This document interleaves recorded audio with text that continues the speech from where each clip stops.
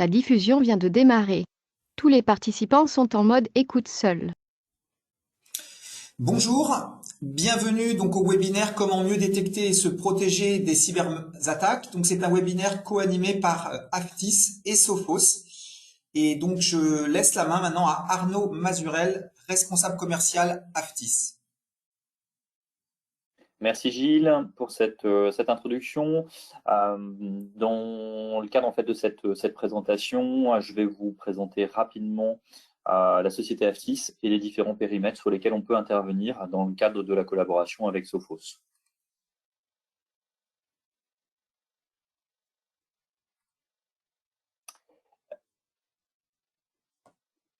Voilà, Aftis est une société en fait basée à Paris, au cœur de Paris dans le 8e. On intervient dans toute l'Île-de-France et la France entière pour certains clients, même à l'international, dans le cadre en fait de projets Sophos pour une clientèle cible orientée publique et privée sur une taille de structure allant de PME à de l'ETI. On est spécialisé en fait dans les environnements de sécurité et des infrastructures depuis maintenant 13 ans, avec différentes offres sur le marché, avec la possibilité de revendre les solutions à travers en fait nos différents partenaires et également réaliser toutes les prestations liées à l'intégration des solutions, le transfert de compétences de manière à pouvoir vous permettre de réaliser en fait une prise de connaissance et une maîtrise des différents produits. Et pour les clients qui le souhaitent, on propose des services managés à travers nos différents collaborateurs pour assurer un maintien en condition opérationnelle des différentes solutions qui ont été mises en place.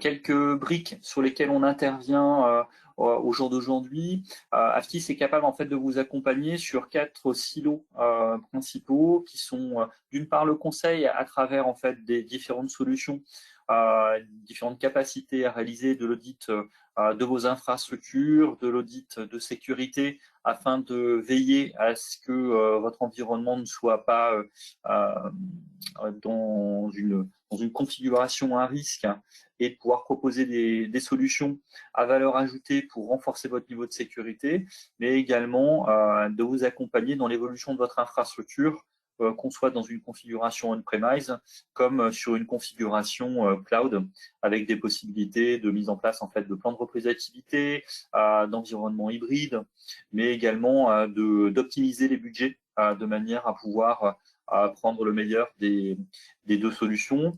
On est capable également de vous accompagner sous forme en fait de prestations de services dans le cadre d'ingénierie pour dimensionner vos infrastructures, vous aider en fait à intégrer les différentes solutions, améliorer en fait la protection de vos données, la réplication de celles-ci, et également protéger sur une période forte les différentes données que vous pourriez avoir.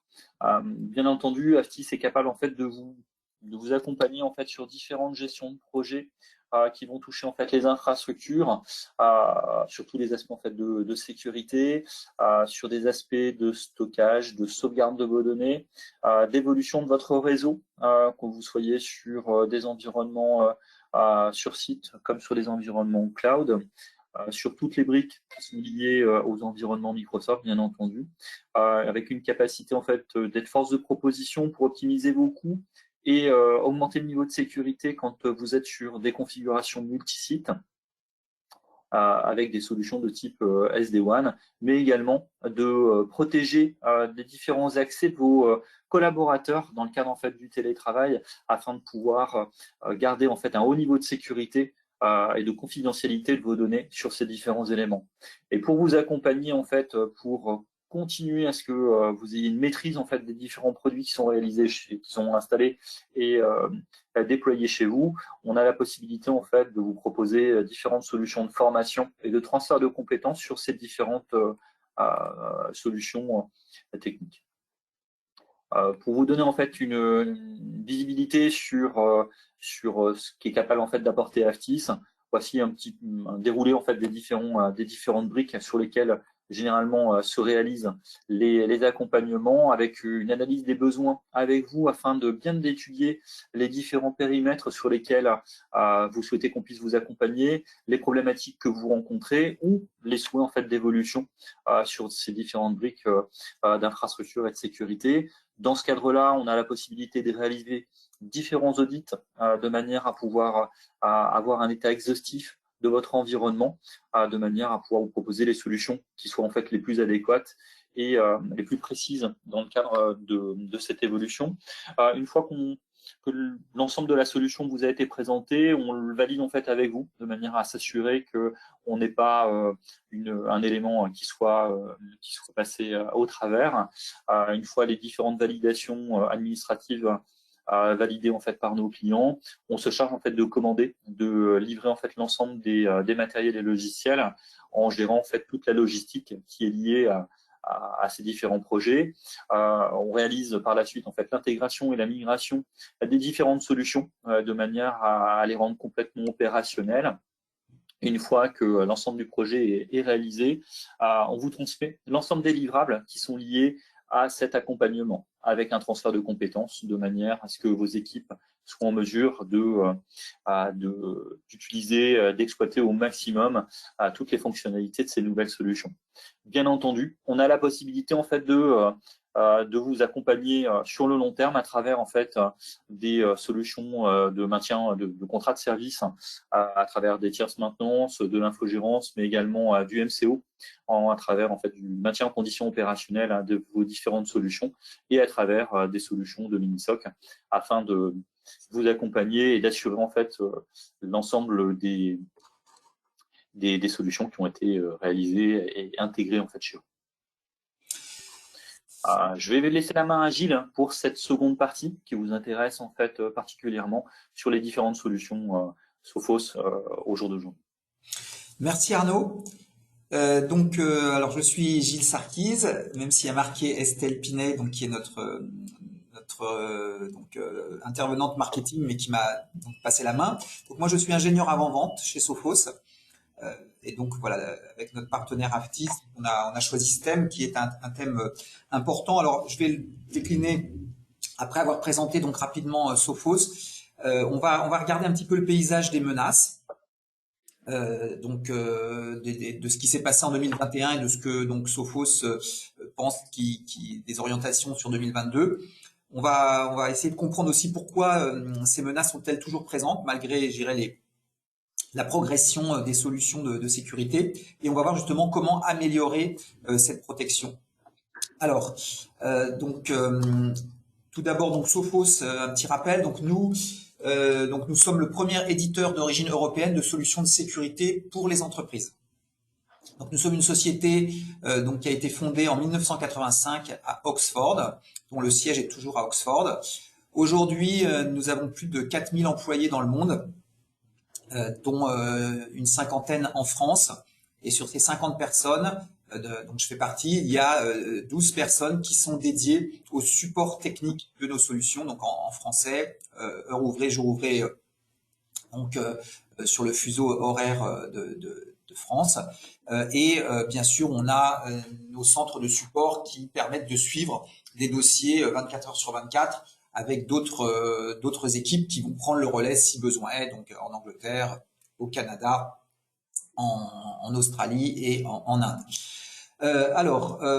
Aujourd'hui, donc, nous avons plus de 520 000 entreprises clientes, ce qui représente plus de 100 millions d'utilisateurs, et nous travaillons à travers un réseau de distributeurs et de partenaires dont Aftis fait partie.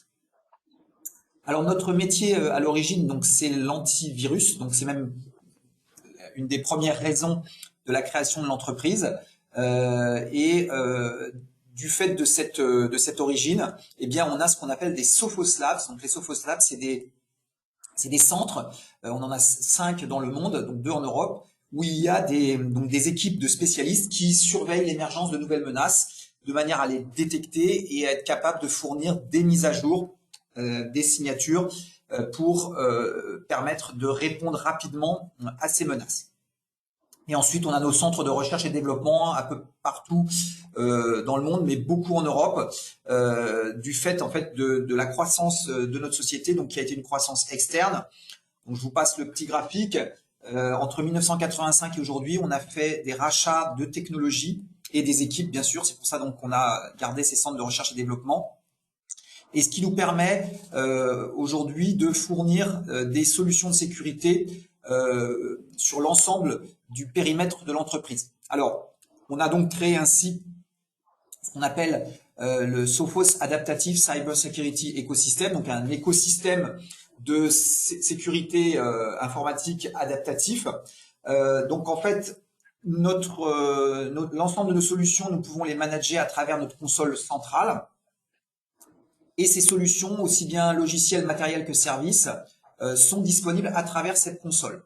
Donc on a une protection globale depuis les terminaux, stations, serveurs, mais aussi tout ce qui est appareil mobile, Android, iOS, tout ce qui est protection aussi des serveurs dans le cloud, dans les clouds publics, et aussi tout ce qui est protection des flux réseau, que ce soit par les bornes Wi-Fi, la partie switch, la partie email, donc on a des relais de protection anti-spam, anti-phishing, anti-malware, et aussi la sécurité des connexions à distance avec une solution donc de ZTNA, de Zero Trust Network Access, donc qui est une solution qui permet de se connecter à distance tout en vérifiant l'identité et la sécurité de la station. Nous fournissons aussi nos solutions firewall, switch, boîtier distant et access point Wi-Fi en matériel. Et enfin, nous fournissons des services, dont le service de management de la sécurité de nos clients, donc le MTR dont je vais parler, mais aussi des services d'intervention rapide comme Rapid Response et aussi du Professional Services pour épauler lors de grands projets. Tout ceci permet de remonter des informations dans ce qu'on appelle un data lake, donc une base de données structurée de la sécurité. Donc chaque client qui a une console centrale a son propre tenant, c'est-à-dire sa propre zone privatisée dans lequel remontent ces informations. Et ces informations sont analysées à l'aide d'un moteur d'intelligence artificielle centrale et aussi de solutions de corrélation pour permettre de faire du renseignement sur les menaces, c'est-à-dire de vérifier s'il n'y a pas des signaux d'attaque en cours. Les Sophos Labs, donc nos équipes qui surveillent l'émergence de nouvelles menaces dans le monde, travaillent aussi pour préciser et pour donner des informations afin de discerner si c'est une attaque, ainsi que nos équipes opérationnelles de sécurité dans Centrale. Alors cette architecture, elle est ouverte. On a donc une librairie d'API qui permettent à des développeurs externes, à des fournisseurs de services, à des services d'opération de la sécurité, de pouvoir récupérer de l'information pour les utiliser à leurs fins propres dans des SIEM ou autres, mais aussi pour pouvoir lancer des commandes et administrer de manière automatique certains aspects des paramètres. Alors aujourd'hui, nous n'allons pas parler de toutes ces solutions, nous allons nous focaliser surtout sur la partie donc endpoint. Mais avant, je voudrais parler un petit peu de l'état de la menace. Voilà. Alors, on se base pour cela sur le rapport Sophos 2022 sur les menaces. Je vous donnerai le lien pour que vous puissiez le télécharger. Alors, ce qu'on voit aujourd'hui, surtout dans la presse, les médias, c'est qu'il y a énormément d'entreprises qui se font attaquer. Alors, on voit les plus grosses, les plus importantes, mais beaucoup d'entreprises de petite taille ou moyenne se font aussi attaquer. Alors, voilà ce que nous, Sophos, on voit donc par nos systèmes de surveillance. Donc, on voit qu'à peu près, il y a 500 000 nouveaux logiciels malveillants par jour. Donc, alors, c'est parfois des variantes de logiciels, mais c'est quand même des nouvelles versions. Et les 3/4 ne sont détectés qu'une fois. C'est-à-dire que chaque fois, il y a une innovation, il y a une modification, etc.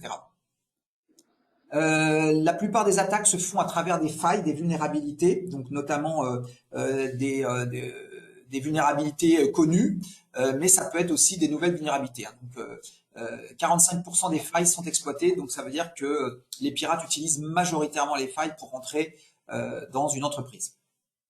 Et malheureusement, je dirais en moyenne, une entreprise met à peu près 280 jours pour trouver une faille qui serait restante dans son architecture. Donc, ce que l'on voit comme type d'attaque, c'est donc ce qu'on appelle les attaquants actifs, c'est-à-dire le pirate qui directement, à travers un logiciel qu'il a réussi ou une faille qu'il a réussi à exploiter sur une machine, il va directement lancer des commandes sur cette machine qu'il a réussi à subvertir. Donc beaucoup d'attaques se font avec en fait ce qu'on appelle un attaquant actif, c'est-à-dire un pirate derrière. Et après, il y a bien sûr les ransomware, les virus avancés, bon, et après on trouve d'autres choses. Alors, si on regarde un petit peu les différents types d'attaques, les pirates aujourd'hui ciblent l'humain. Pourquoi? Parce qu'en fait, il est facile, en trompant une personne, soit par un email, soit par un appel téléphonique, d'obtenir des informations, et c'est ce qu'on appelle l'ingénierie sociale. Et à partir des informations, le pirate va pouvoir cibler son attaque. Par exemple, il va savoir que telle personne est en vacances, donc il va pouvoir se faire passer pour elle. Il va pouvoir connaître que vous utilisez telle version de logiciel ou tel site pour vos développeurs. Il y a ensuite, bien sûr, il va utiliser des emails de phishing, notamment pour voler des données sensibles, par exemple des logins mots de passe, en se faisant passer pour un administrateur. Après, il va utiliser les ransomware, donc, dont le but est de chiffrer les données pour obtenir une rançon, mais pas que. On va voir que les ransomware évoluent. Il va bien sûr exploiter les vulnérabilités, donc c'est ce qu'on appelle les exploits. Donc ça peut être des vulnérabilités qui sont déjà corrigées, mais qui n'ont pas été patchées par l'entreprise parce qu'elle n'a pas eu le temps. Ça peut être aussi bien sûr des vulnérabilités nouvelles, inconnues, et que les pirates, eux, ont découvert ou acheté à des entreprises des entreprises malveillantes qui fournissent ce genre de choses. Il y a enfin l'utilisation de ce qu'on appelle la création de la crypto-monnaie, donc c'est le crypto-jacking, donc soit en volant des portefeuilles de monnaie donc crypto, soit en faisant créer de la monnaie crypto par une machine en installant un logiciel qui va exploiter ces ressources. Et puis il y a aussi toutes les attaques sur les appareils mobiles parce que l'entreprise aujourd'hui utilise, enfin les collaborateurs utilisent l'appareil mobile pour se connecter aux ressources de l'entreprise. Voilà. Alors, donc, excusez-moi.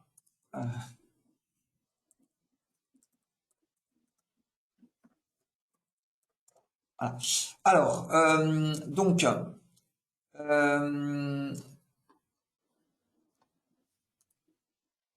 voilà. Alors, qu'est-ce qu'on peut... Alors, je ne vais pas vous détailler tout le rapport, mais je vais faire ressortir ce qui est essentiel.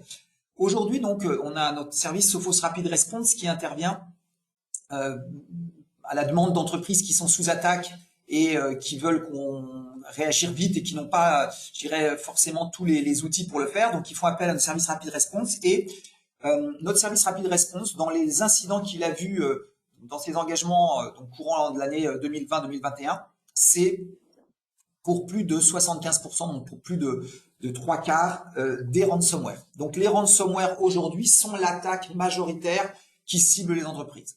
Alors aujourd'hui les ransomware ont muté. Auparavant vous aviez des ransomware qui étaient développés chacun dans leur coin par des groupes de pirates et ils exploitaient leurs solutions. Aujourd'hui on est dans ce qu'on appelle le ransomware as a service. C'est-à-dire qu'en fait, vous avez une répartition des rôles. Vous avez certaines entreprises de pirates qui vont développer un ransomware, d'autres qui vont chercher à trouver les entreprises qui ont des vulnérabilités, et d'autres, enfin, vont louer ces services pour pouvoir développer lancer leur propre attaque à partir des outils que leur fournissent les autres. Donc, en fait, vous avez des différents groupes de pirates qui se revendent entre eux les services et du coup, vous avez comme ça une très grande spécialisation qui fait qu'on a des ransomware et des cibles qui sont très pertinentes, malheureusement. Après, les autres attaques, ça va être, par exemple, là, on voit Cobalt Strike. Alors, Cobalt Strike, c'est quoi? C'est un outil, en fait, de pentester qui a été détourné par des pirates pour pouvoir l'utiliser pour faire de vraies attaques. Il y a les attaques qui sont sur, là c'est Web Shell, c'est toutes les failles qu'il y a eu sur Microsoft Exchange qui ont permis aux pirates de pouvoir investir et rentrer dans les entreprises et déployer des ransomware.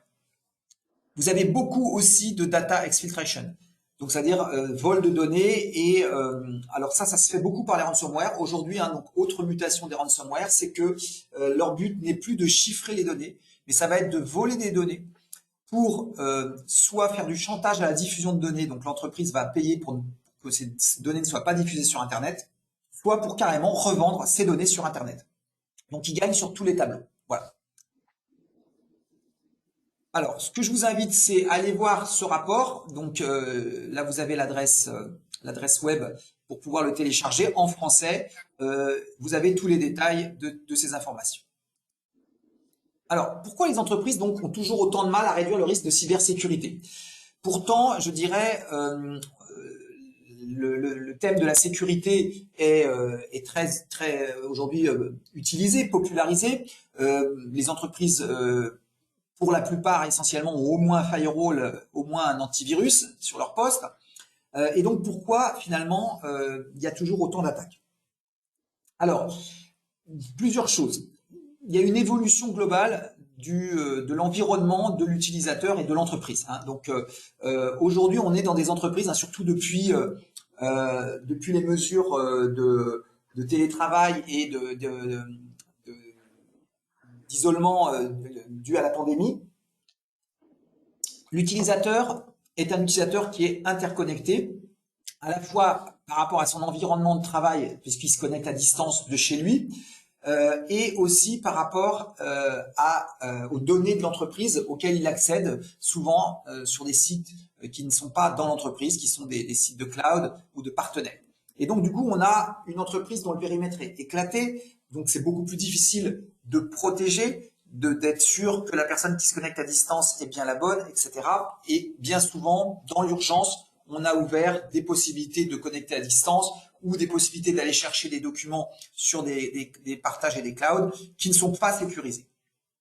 De même, l'entreprise elle-même fait appel à une chaîne d'approvisionnement extérieure. Donc, vous avez des fournisseurs de services, vous avez des clouds, voilà, vous avez différents intervenants qui eux aussi se connectent ou auquel l'entreprise est connectée. Et donc, ça fait autant, je dirais, de failles, puisque un pirate peut très bien attaquer, c'est ce qu'on a vu dans la faille SolarWind et Orion, son logiciel Orion qui a été attaqué. Donc, en fait, c'est une entreprise qui fournissait des logiciels pour administrer les parcs, la sécurité, dans l'entreprise, mais les pirates ont attaqué donc le fournisseur de cette solution en piratant sa chaîne de développement et en introduisant des backdoors. Donc du coup, l'entreprise s'est trouvée, les entreprises qui avaient ce logiciel se sont trouvées attaquées. Autre chose, c'est que les pirates sont devenus de plus en plus sophistiqués. Auparavant, on avait un peu des créateurs de malware et des gangs isolés. Maintenant, on a des adversaires, des attaques c'est pas seulement un simple virus qui est envoyé, mais c'est un adversaire actif qui est derrière son clavier, qui est connecté à votre station parce qu'il a réussi à y introduire, soit à travers une faille, soit à travers un logiciel que vous avez téléchargé, qui a réussi à introduire un malware, et ce malware, ça va lui servir de plateforme pour faire plein de choses sur votre machine.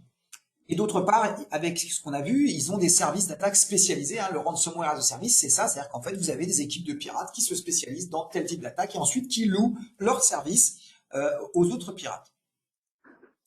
On voit que les attaques sont sophistiquées. Aujourd'hui, une attaque va se dérouler sur plusieurs phases et parfois, dans le temps, ça peut durer des semaines.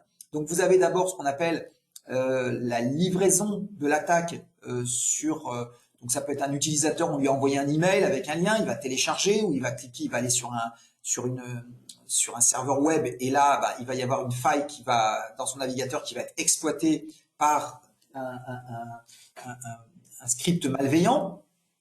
Donc il y a l'exploitation de la faille et une fois que la faille est exploitée, ça va s'enchaîner assez vite. Il va y avoir l'installation d'un malware communicant stable sur la machine qui va permettre aux pirates de pouvoir exécuter des commandes sur la machine. Donc lui, il est derrière son serveur de commande et de contrôle et il envoie des commandes au malware qu'il a installé. Et ensuite, il va pouvoir faire de l'exploitation de cette position en allant sur les différents serveurs alentours, les différentes machines, et lancer des actions qui peuvent être un ransomware, qui peuvent être du vol de données, qui peuvent être des attaques de déni de service, etc.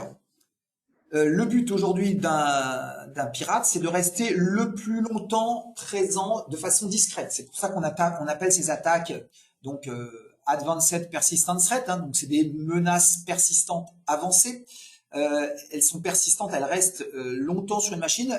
Parfois, elles peuvent servir à 2 ou 3 attaques sur la même entreprise, tant que ça n'a pas été complètement nettoyé.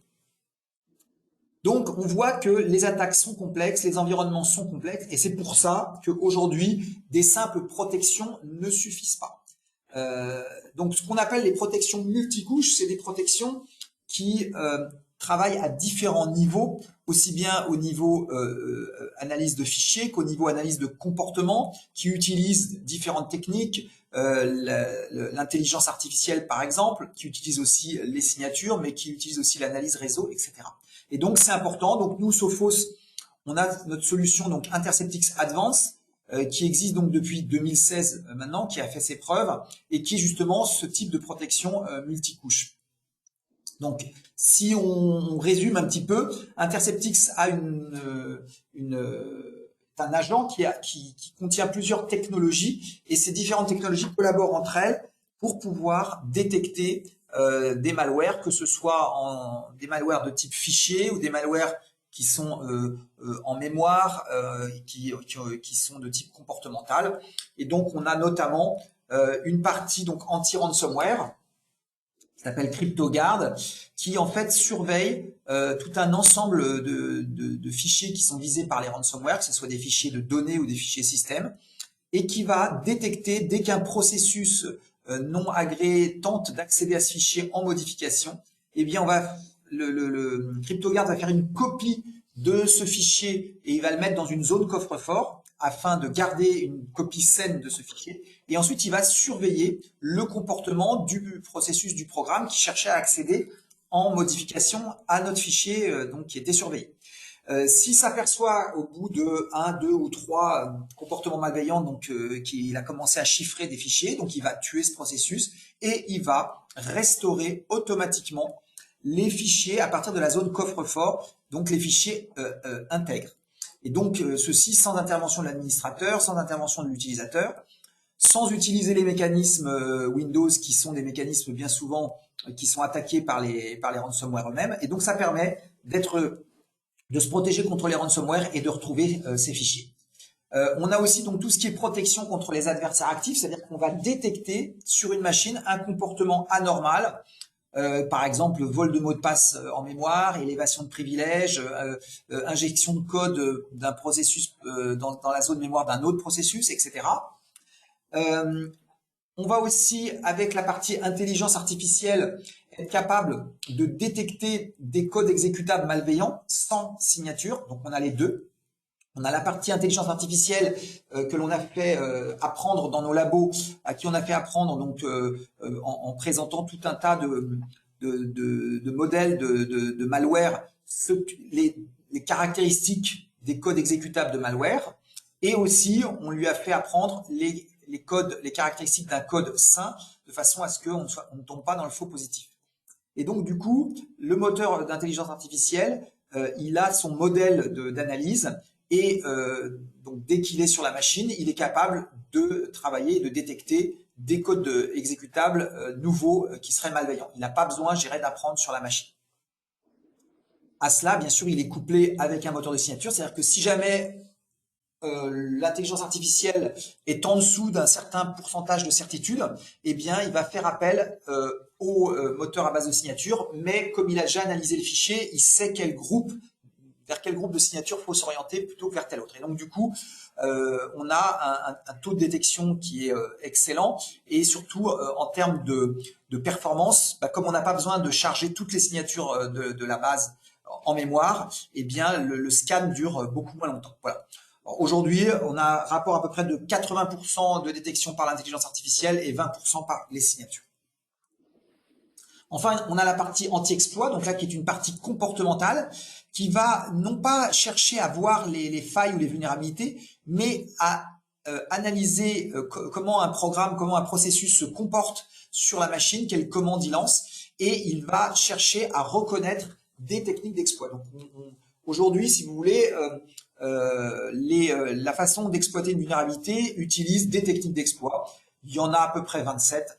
Il n'y a pas de nouvelles techniques d'exploit tous les jours, hein, c'est pas comme les malwares, ni même tous les mois, c'est plutôt de l'ordre de tous les ans, tous les 2 ans, parce que en fait, les méthodes de programmation n'évoluent pas aussi vite je dirais que les virus. Et donc du coup, en cherchant à reconnaître une technique d'exploit, eh bien, on est capable de détecter si effectivement il y a un programme malveillant qui cherche à utiliser des biais qui sont en fait des failles. Et enfin, quand on a détecté et donc bloqué, eh bien on va constituer ce qu'on appelle un dossier de menace, qui est en fait la collection de tous les logs qui sont liés à l'arrivée de cette menace, de façon à pouvoir faire une analyse détaillée de l'attaque, comprendre comment elle est arrivée, qu'est-ce qui s'est passé avant qu'on la détecte. Donc si on résume, si on reprend la chaîne d'attaque, eh bien face à chacune des phases, Interceptix Advance fournit des techniques pour détecter et pour bloquer. Donc ça peut être ce qu'on appelle le verrouillage des applications, ça peut être la prévention des exploits dans le code. Par rapport à ça, ça peut être ce qu'on appelle le machine learning qui va détecter quand il y a un nouveau programme qui veut s'installer, si ce programme est un programme malveillant ou non. Voilà, sur l'aspect command et contrôle, il y a tout ce qui est détection du trafic malveillant pour voir s'il y a une communication vers l'extérieur. Et enfin, par rapport à tout ce qui est action malveillante, eh bien, il y a de l'analyse comportementale, il y a de la surveillance de l'intégrité des fichiers sur les serveurs, etc. Et puis bien sûr la partie anti-ransomware. Donc tout ça, c'est Interceptix qui le fournit. Alors maintenant, un anti-malware, aussi bon soit-il, en fait, il fonctionne par rapport à des critères automatiques et donc sa philosophie, c'est en gros de rechercher ce qu'il peut bloquer. Maintenant, on sait que les attaques de pirates, surtout avec des adversaires actifs, vont chercher à contourner justement les anti-malware et donc vont utiliser des ruses qui font qu'ils peuvent passer en dessous du radar de l'anti-malware. Donc le but, c'est finalement et de chercher à bloquer avec des critères automatiques, mais aussi d'être toujours en alerte pour surveiller ce qui aurait échappé à ces critères automatiques. Hein. Donc, du coup, la philosophie change. C'est qu'est-ce qui nous échappe, donc quels sont les signaux qui pourraient faire penser qu'il y a quelque chose qui s'est passé, et comment faire pour y remédier, et y remédier globalement. Et ça, le but de cette philosophie, c'est réalisé par l'EDR, Endpoint Detection and Response. Alors, l'outil de détection et de réponse sur les terminaux, les stations, les serveurs. Alors, ce n'est pas un super antivirus, hein, au risque de vous je dirais, décevoir. Bien souvent, je dirais par les termes marketing, on a l'impression que c'est, je dirais, la version 3 de l'antivirus, hein, l'antivirus NextGen++. En fait, non, c'est une technologie qui permet un processus, et donc qui dit processus dit qu'il y a besoin d'un humain pour je dirais, suivre ce processus. Donc l'EDR permet à un administrateur de faire une analyse détaillée d'une attaque qui a eu lieu, qui a été bloquée, mais de voir s'il n'y a pas des reliquats de cette attaque qui pourraient faire des reprises de l'attaque. C'est aussi la détection d'événements et d'incidents, donc les fameux signaux faibles dont je parlais tout à l'heure, donc voir s'il n'y a pas des indices d'une attaque en cours qui serait passée à travers sous le radar de l'anti-malware. Enfin, des outils pour faire des recherches proactives pour d'éventuelles menaces, donc par exemple la présence d'un patch ou non sur une machine, une application qui travaille sur des ports non standards, etc. Et enfin, un outil qui va permettre, avec toutes ces informations, de répondre aux incidents, donc notamment de faire une réponse globale. Là où l'anti-malware il détecte sur une station et il répond sur une station. Un anti-malware ne s'occupe pas de ce qui se passe sur une autre station, il s'occupe de ce qui se passe là où il est installé. L'EDR, lui, il a une vue globale qui permet de voir, par exemple, si un fichier est présent sur d'autres stations et de pouvoir nettoyer ce fichier sur l'ensemble des stations ou de pouvoir isoler une machine des autres machines. Donc, si on prend un petit dessin pour résumer ce que fait l'EDR, donc en bas, un anti-malware, lui, il cherche face à un événement, face à un fichier, des critères pour voir si c'est malicieux ou si c'est sain. Si c'est malicieux, il bloque, si c'est sain, il laisse passer.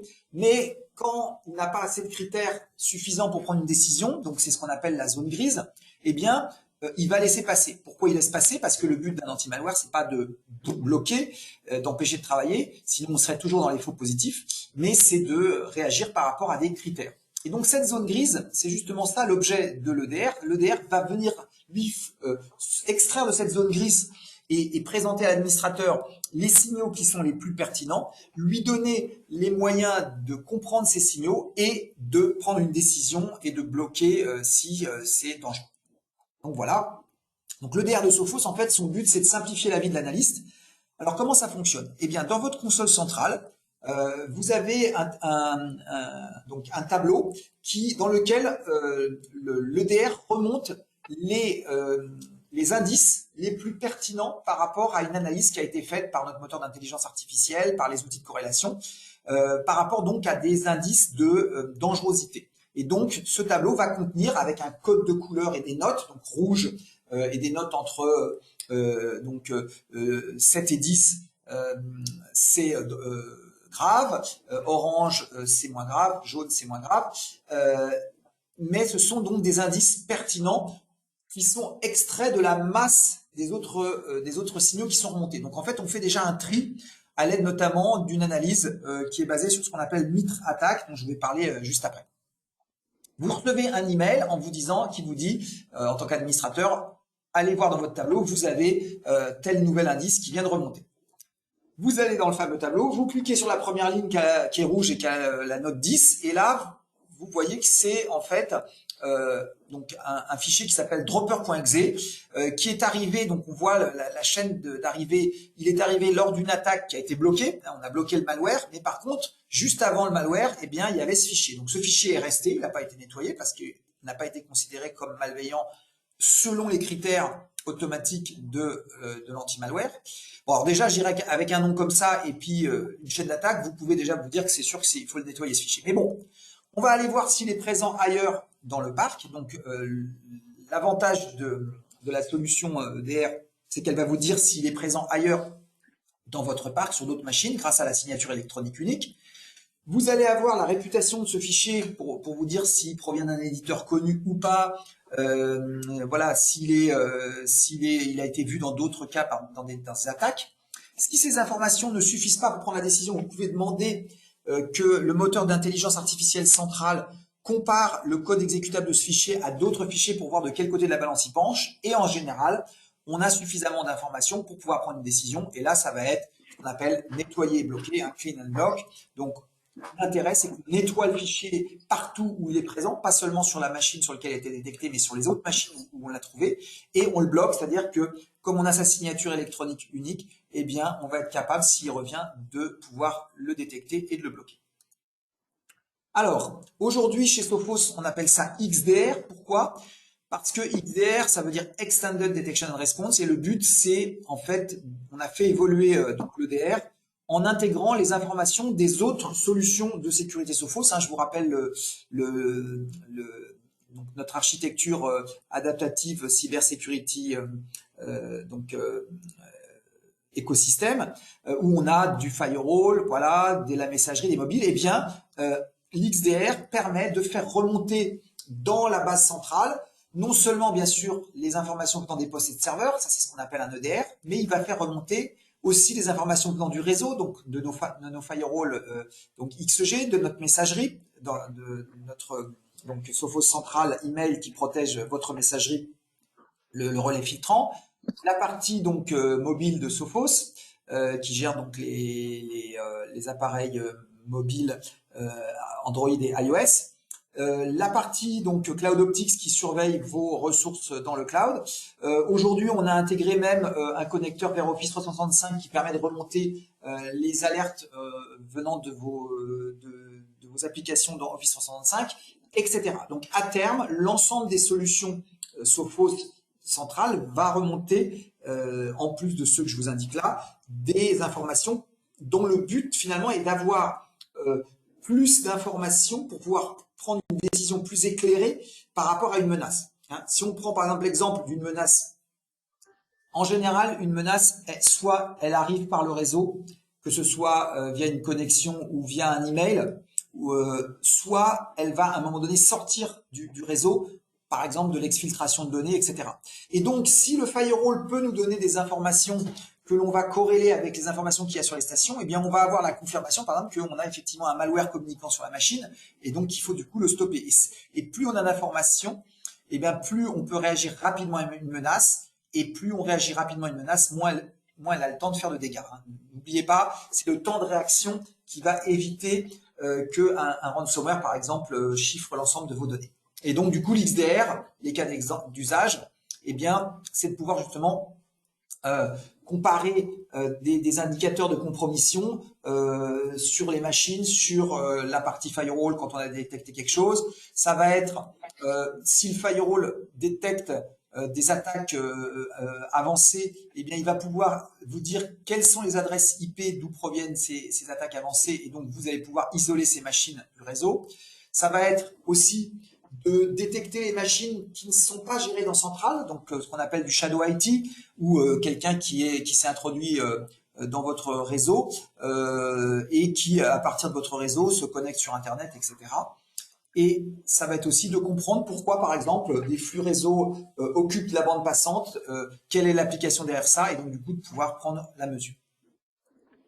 Alors les 5 raisons d'utiliser un EDR XDR, en résumé, donc c'est avoir une vision globale de la sécurité à tout moment, de pouvoir détecter les attaques non signalées, les fameux signaux faibles, de pouvoir répondre rapidement aux incidents, avec notamment la possibilité d'isoler une machine, la possibilité de nettoyer et de bloquer un fichier, de pouvoir intervenir aussi à distance sur ces machines, puisque en fait, avec notre solution XDR, vous pouvez ouvrir une fenêtre de commande avec les droits admin sur une machine et pouvoir arrêter un processus, effacer un fichier, bloquer un port, etc.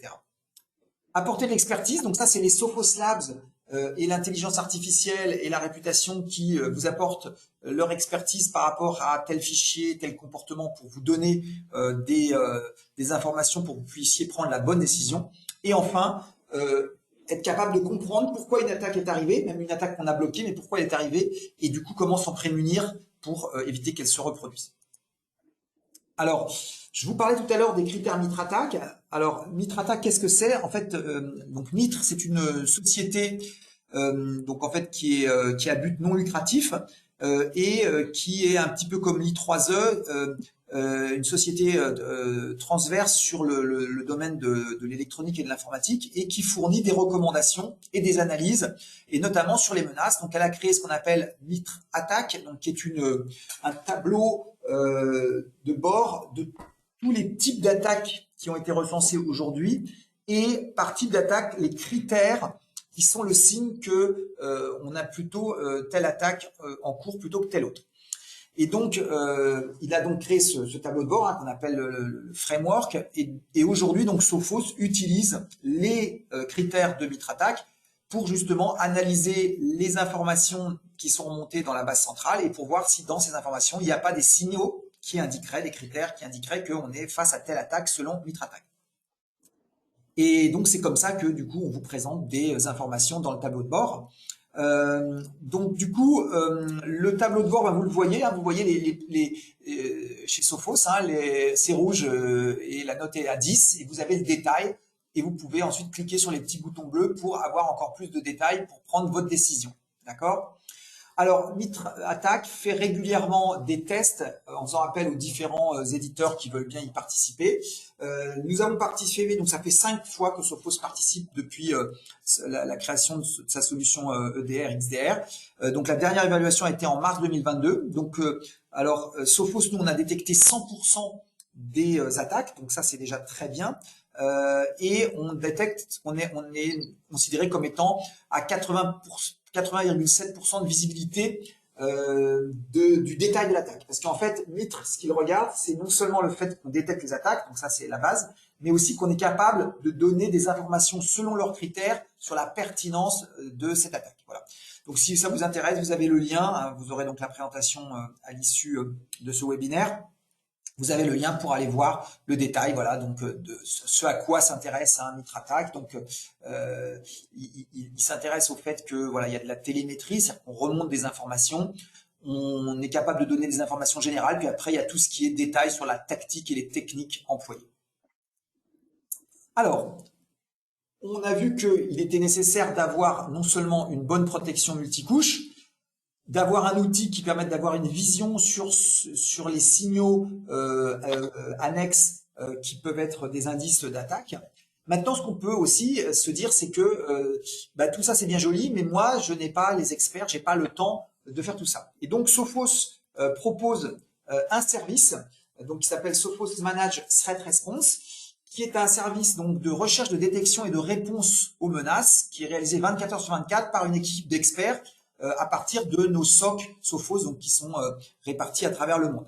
Et donc du coup, ce service permet d'utiliser donc la solution XDR de Sophos plus d'autres outils qu'apportent ces experts et ce SOC pour pouvoir détecter des menaces et y répondre. Surtout, c'est ça qui est important, c'est qu'on répond aux menaces. Alors, comment est-ce qu'on a créé nous ce SOC?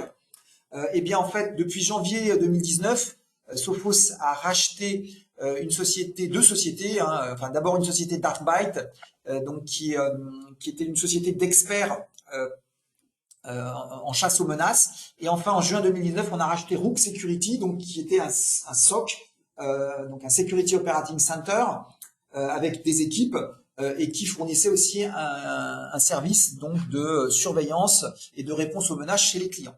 Et avec donc notre base Sophos Lab, notre moteur d'intelligence artificielle, deep learning, etc., eh bien on a créé le service Sophos MTR en s'appuyant tout simplement sur nos Sophos Labs à travers le monde.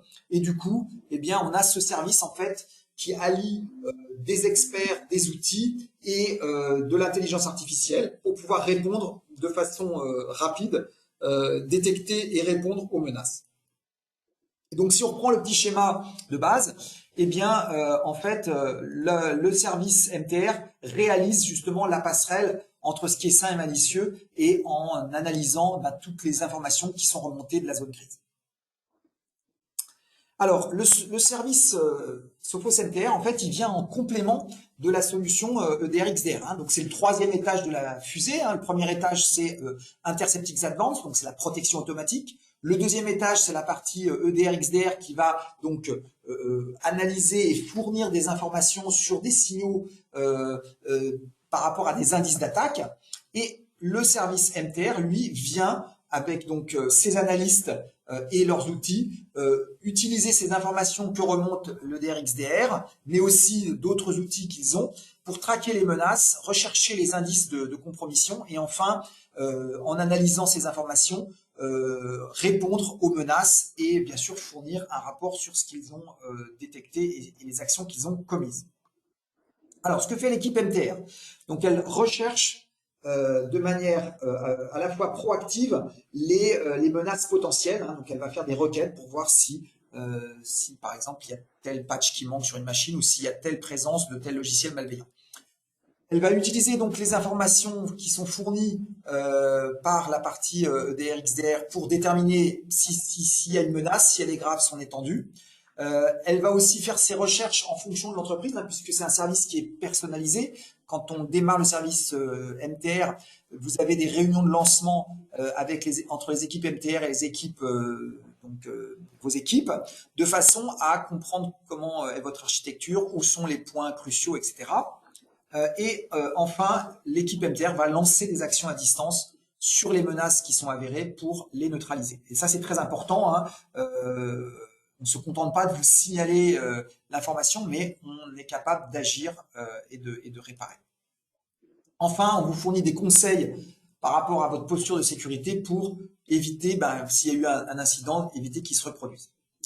Alors, les offres services autour de la partie donc MTR, il y a donc, on va dire, 3 types de chasse aux menaces. Il y a des chasses aux menaces automatisées, hein, c'est-à-dire que en fait, l'équipe MTR a créé ses propres outils qui sont capables, sur certains indices, d'y répondre automatiquement.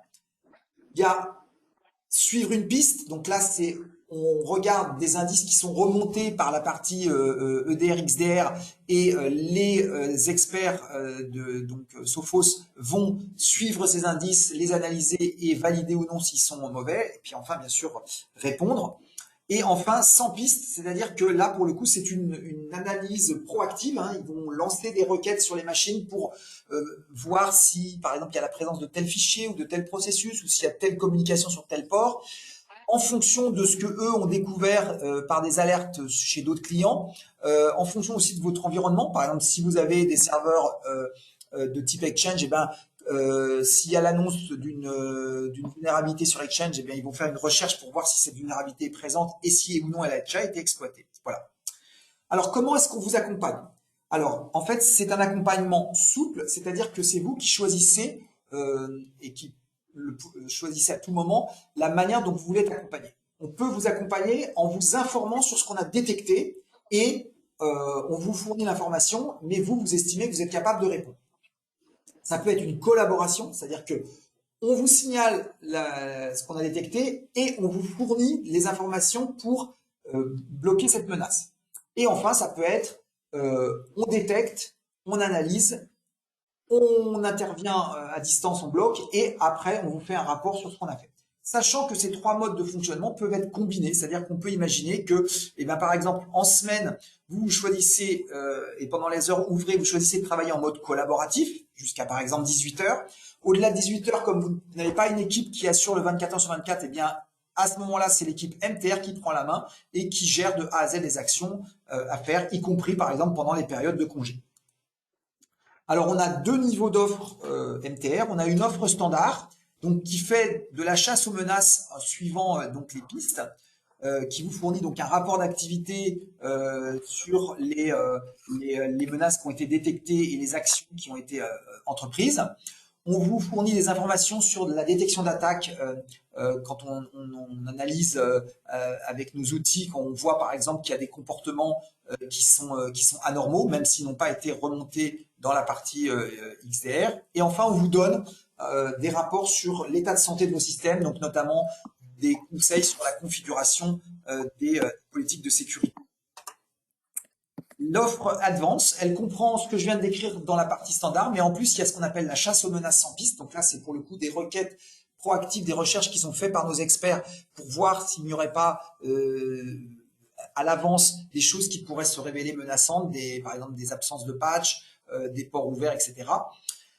On utilise pour cela aussi donc une télémétrie complète, c'est-à-dire si vous avez d'autres outils Sophos, comme le firewall ou autre, ils vont remonter dans la partie MTR, ils vont être utilisés par le MTR. Voilà. Il y a aussi des conseils sur l'amélioration de votre posture de sécurité, des conseils sur l'architecture, etc. Vous avez un responsable de gestion d'incident qui est identifié à chaque fois qu'il y a un incident et donc avec qui vous pouvez dialoguer. Vous pouvez appeler le service MTR pour, par exemple, signaler quelque chose d'anormal. Donc, vous avez une ligne accessible 24 heures sur 24. Et enfin, on vous fait des rapports sur la découverte de nouvelles machines qui auraient été identifiées, dont on aurait vu les adresses IP passer et qui ne seraient pas administrées en centrale. Voilà. Donc l'activation du service MTR, c'est très simple. Alors le prérequis, bien sûr, c'est de disposer de Interceptix Advanced with EDR. Hein, donc c'est notre service MTR s'appuie sur la partie EDR qui s'appuie sur la partie Interceptix. Hein. Et puis après, les licences activées, ça télécharge automatiquement le complément d'outils. Il y a pas de reboot de la machine, etc. Et vous avez un guide de démarrage, donc en français, pour vous aider. Voilà. Donc En résumé, le service MTR, donc c'est la recherche, la détection et la réponse aux menaces 24 heures sur 24, 7 jours sur 7. Donc ça, c'est très important parce qu'aujourd'hui, les pirates souvent attaquent les veilles de week-end, pendant les week-ends, ils savent qu'il n'y a pas de personnes pour réagir. Et donc, du coup, la surveillance 24 heures sur 24, 7 jours sur 7 est très importante pour la sécurité. Le fait qu'il y ait une transparence totale, c'est-à-dire que si on intervient, on vous dit ce qu'on a fait et vous avez un rapport donc sur l'incident, rapport hebdomadaire et mensuel. Et enfin, le fait qu'on passe à l'action, c'est-à-dire que même si vous avez par exemple choisi le fait d'être en mode collaboratif, si jamais par exemple on vous a envoyé un mail et qu'une heure après vous n'avez pas acquitté ce mail, eh bien nos équipes vont intervenir parce qu'elles savent que c'est une menace et vous serez prévenu de ce qui aura été fait. Voilà. Alors, au niveau licence, donc comme je vous le disais, la licence de base c'est Interceptix Advanced, c'est la protection multicouche. Ensuite, vous avez la partie XDR qui vient donc vous présenter les signaux de suspicion et les analyses et la possibilité d'agir. Et si vous avez donc besoin, vous avez le service MTR qui permet de vous fournir de la sécurité gérée 24 heures sur 24, 7 jours sur 7.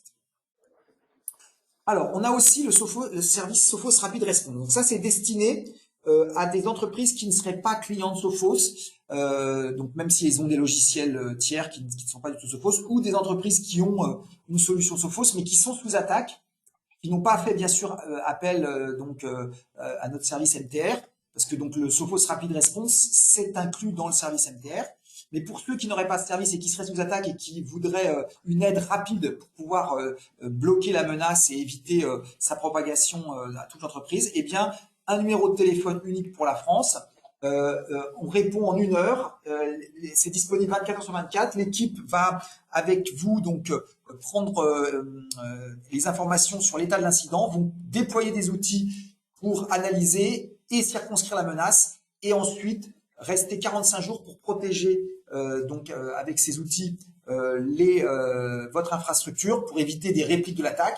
À l'issue de ces 45 jours, vous pouvez soit passer vers le service MTR Advance, soit dire OK, je repars comme avant. Voilà. Donc c'est vraiment un service de réponse rapide en urgence.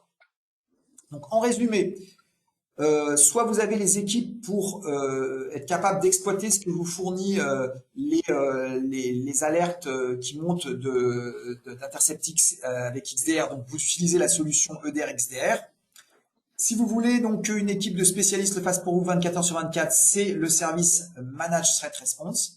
Et enfin, vous êtes sous un incident actif et vous n'avez pas nos solutions, mais vous voulez une aide rapide, eh bien, Rapid Response va vous permettre de répondre à cela. Je vous remercie de votre attention. Il est 12h05.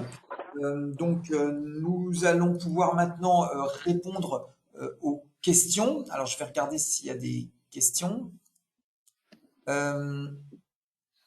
Alors, question.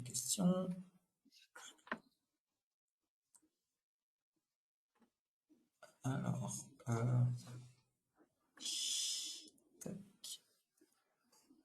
eh ben, je vois pas de questions. Alors, est-ce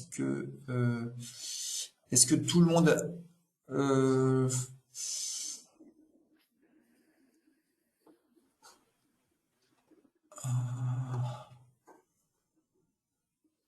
non, donc il n'y a pas de questions. Bon, bah, écoutez, je vous remercie. Donc, j'espère que ça a été clair. Vous recevrez à l'issue de cette présentation un lien pour pouvoir télécharger en PDF la présentation. Elle a été aussi enregistrée et d'ici 10 jours, vous aurez aussi un lien pour pouvoir la rejouer. Voilà. Arnaud, tu veux dire quelque chose? Je remercie en fait tous les participants et l'ensemble en fait des prospects et clients qui ont pu y participer. On reviendra vers vous d'ici quelques mois pour un prochain webinar avec Sophos. Merci beaucoup en fait pour ton action, Gilles. Et bon, on peut tous se dire en fait à très bientôt. Merci. Au revoir, à bientôt.